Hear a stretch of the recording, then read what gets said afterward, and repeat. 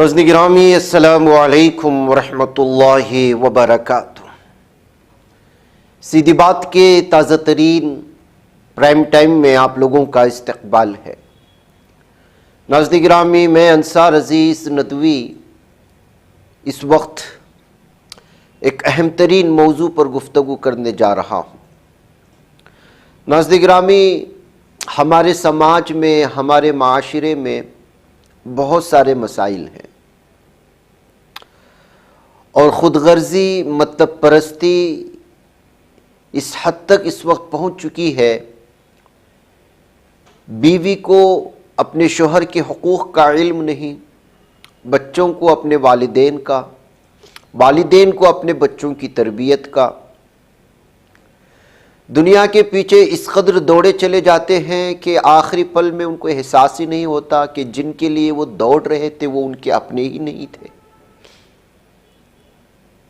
جس کے چلتے کچھ ایسے تبصرہ نگار، تنقید نگار اور بہت سارے لکھاری اور سماج کے دکھتی رگ کو قریب سے دیکھنے والے، اس نفس کو پرکھنے والے بہت کم لوگ ہیں، اور ان مسائل پر ایسے لکھنے والوں کی جو ہے بڑی کمی ہو چکی ہے، خال خال نظر آتے ہیں۔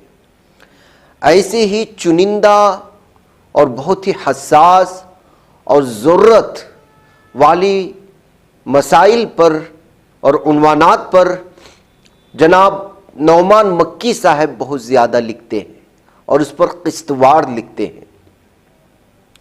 مظلوم شوہر مسائل اور حل کے عنوان سے وہ لگاتار کئی قسطوں میں لکھ رہے ہیں۔ ابھی حال ہی میں ان کی کتاب شائع ہوئی، جس کا انٹرویو ہم نے شائع کیا اپنا فیس بک میں، انشاءاللہ یہاں پر بھی شائع کریں گے، جو بڑی مقبول ہو رہی ہے۔ حضرت عائشہ رضی اللہ تعالیٰ عنہ کے ساتھ آپ صلی اللہ علیہ وسلم کا جو نکاح ہوا، اس وقت ان کی عمر کو لے کر کے جو تبصرے ہوتے ہیں، جو تنقیدیں ہوتی ہیں، اعتراضات ہوتے ہیں، تاریخی اعتبار سے، ریالٹی کے اعتبار سے اس زمانے میں کیا تھا، یہ ساری چیزیں انہوں نے اس کتاب میں بیان کرنے کی کوشش کی ہے، جس کا ہم نے انٹرویو بھی لیا ہے، وہ بھی ہم یوٹیوب میں پیش کرتے ہیں، اس سے پہلے فیس بک میں پیش۔ یہ وہی شخصیت ہے۔ ان کی قسط نمبر 20 میری نظروں سے گزری تو پڑھنے کے بعد محسوس ہوا کہ اس مظلوم شوہر کے درد کو، جن کو انہوں نے جس کا عنوان ہی دیا ہے کہ پردیسی کا المیہ، کمائی سے تنہائی تک، عنوان ہی کتنا بہترین تھا۔ بلکہ اس سے پہلے میں نے 2-3 افراد سے جو اس طرح سے حالات کے شکار ہو چکے تھے، ان کا انٹرویو بھی لیا تھا، لیکن انہوں نے بہترین انداز میں اس کو ترتیب سے پیش کرنے کی کوشش کی ایک کہانی کے حوالے سے، تو سوچتا ہوں کہ ضرور آپ کے سامنے پیش کروں۔ بالخصوص وہ افراد جو مشرق وسطیٰ میں، عرب ممالک میں، خلیجی ممالک میں اپنی ساری زندگی لگا دیتے ہیں اپنے بچوں کو خوش کرنے کے لیے، ان کی بہترین مستقبل کے لیے، اپنی بیوی کے ان تمام مطالبات کو پورا کرنے کے لیے جو حقوق کے نام سے وہ اپنے شوہر سے مطالبہ کرتی ہے۔ لیکن جب وہ 40-50 سال کا عرصہ بتا کر کے واپس لوٹتے ہیں اپنے گھر اور اپنے شہر، تو اس وقت ان کے ساتھ کیا رویہ اختیار کیا جاتا ہے، اور یہ کیوں ہوتا ہے، کہاں کوتاہیاں ہوتی ہیں، ان کو ایک ایک انہوں نے بیان کرنے کی کوشش کی ہے۔ جناب محمد نعمان مکی صاحب کے شکریہ کے ساتھ میں تفصیلات آپ لوگوں کے سامنے رکھنا چاہتا ہوں، اور انہوں نے اپنی تحریر کا آغاز کیا ہے۔ چند سال قبل کی بات ہے کہ ہم طائف میں تھے اور ایک صاحب کے مکان پر ٹھہرے ہوئے تھے۔ ہمارے ساتھ 2 سینئر پروفیسر حضرات بھی تھے۔ رات کا کھانا کھاتے ہوئے دسترخوان پر ایک عنوان پر ہماری گفتگو شروع ہوئی کہ جو لوگ بر صغیر سے بیرون ملکوں میں جا کر محنت کرتے ہیں اور خون پسینہ ایک کر کے پیسے کما کر اپنے وطن بھیجتے ہیں، ان کے ساتھ ان کی بیوی بچوں کا رویہ کیسا ہوتا ہے۔ ہمارے ساتھ سعودی عرب کی ایک بڑی یونیورسٹی کے ایک انگریزی کے پروفیسر تھے، جو بڑے لمبے عرصے سے سعودیہ میں مقیم تھے۔ انہوں نے ہمیں ایک قصہ سنایا جو کافی حیران کن تھا۔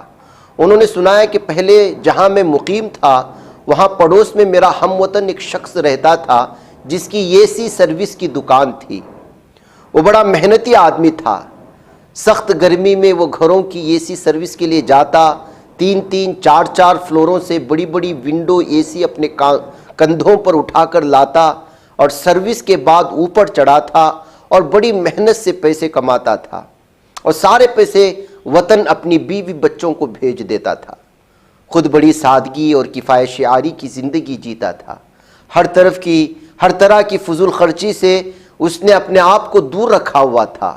سستے کپڑے پہنے رہتا، سادہ کھانا کھاتا، دن رات محنت کرتا۔ میرے ساتھ سے اس کی اچھی سلام دعا بھی تھی میرے ساتھ۔ پروفیسر صاحب کہتے ہیں کہ ایک مرتبہ مجھے اپنے وطن چھٹی پر جانا تھا تو میرا پڑوسی میرے پاس آیا اور کہنے لگا کہ میرا بیٹا وہاں ایک کالج میں پڑھتا ہے، اس نے کہا ہے کہ اس کو کوئی ایک الیکٹرانک ڈیوائس چاہیے جس کو USB ڈرائیو کہتے ہیں۔ پروفیسر صاحب کہتے ہیں کہ اس وقت بالکل نئی آئی تھی اور کافی مہنگی ملتی تھی، لہٰذا میں نے ان سے پوچھا کہ آپ کا بیٹا ایسی کون سی پڑھائی کرتا ہے کہ اس کو USB کی ضرورت عام پڑی۔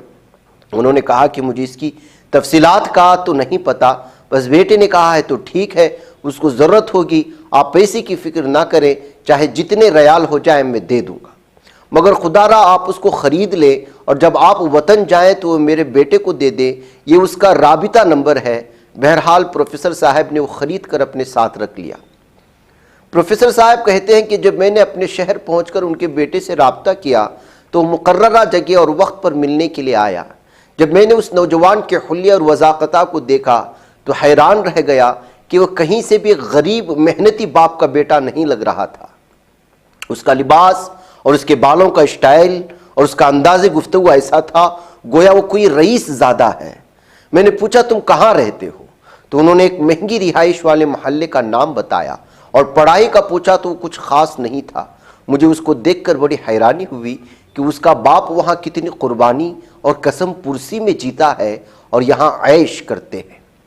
وقت اسی طرح گزرتا گیا اور وہ محنتی پڑوسی کمزور ہونے لگا اور صحیح دیکھ بھال نہ ہونے کی وجہ سے اس کی صحت بھی خراب ہونے لگی۔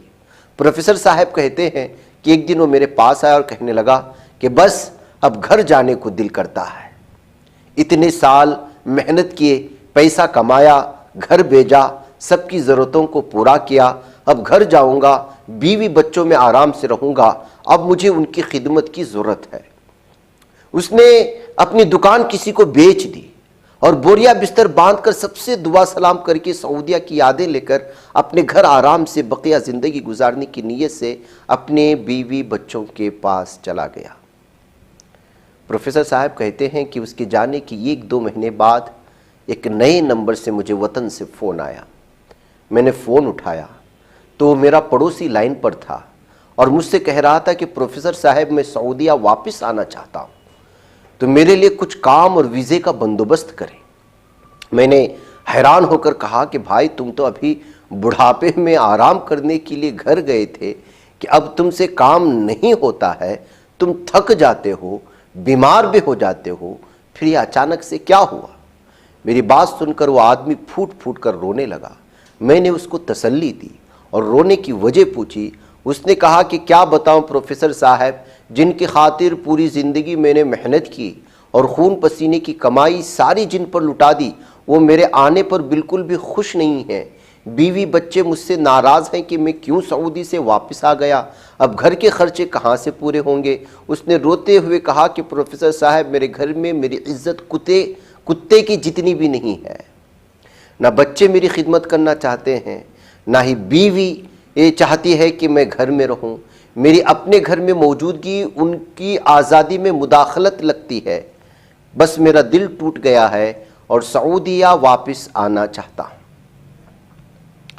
ناظرین گرامی، ایک انتہائی دلخراش اور تلخ حقیقت پر مبنی واقعہ ہے۔ یہ صرف ایک ایسی میکینک کی کہانی نہیں ہے، بلکہ خلیجی ممالک میں مقیم لاکھوں ایسے تارکین وطن کا المیہ ہے جو اپنی جوانی، صحت اور خوشیاں اپنے خاندان پر نچھاور کر دیتے ہیں، لیکن بدلے میں انہیں بے رخی اور تنہائی ملتی ہے۔ اب آئیے اس دلشکن واقعے کے اسباب اور اس کے پیچھے کارفرما نفسیات کو سمجھنے کی کوشش کرتے ہیں۔ اس قصے کا سب سے دردناک پہلو غیر متوازن قربانی ہے۔ باپ نے اپنی ذات کو مٹا کر خاندان کو بنایا، لیکن اس عمل میں وہ خود اپنے خاندان کے لیے ایک اجنبی بن کر رہ گیا۔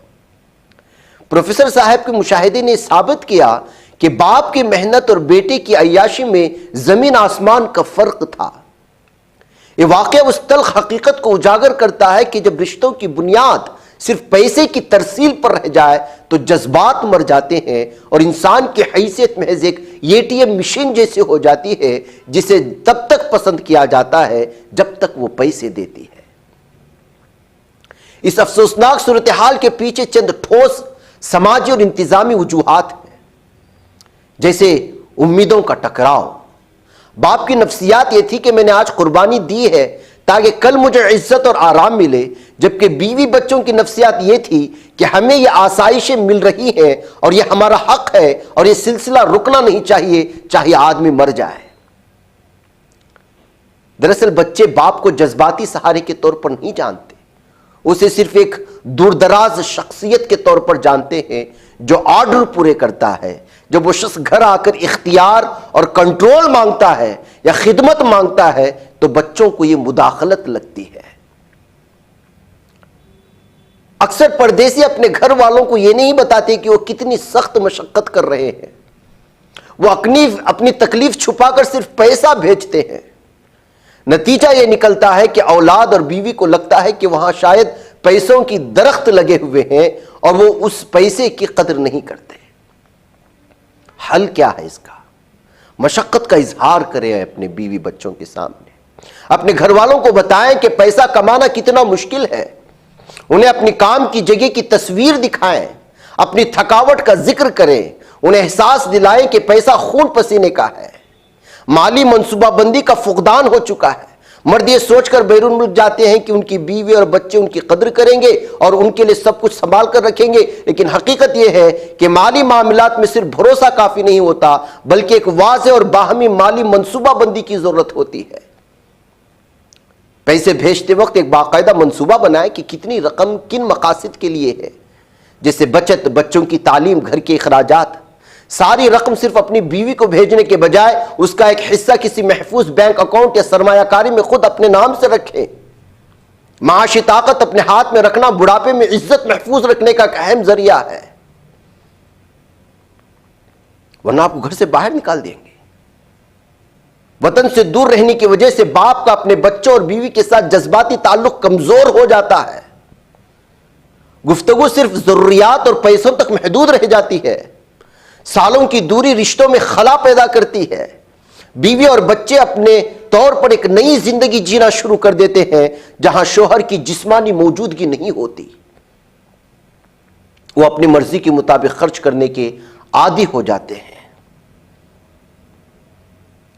ڈیجیٹل دور میں رابطے کو بڑھائیں، یہ ڈیجیٹل دور ہے، روزانہ بات چیت کریں، ویڈیو کالز کریں، اپنی زندگی کے چھوٹے بڑے فیصلے خاندان کے ساتھ مل کر کریں، جب ممکن ہو تو مختصر دوروں پر وطن جائیں تاکہ آپ اپنے بچوں کی تربیت اور ان کے رویوں کو براہ راست سمجھ سکیں۔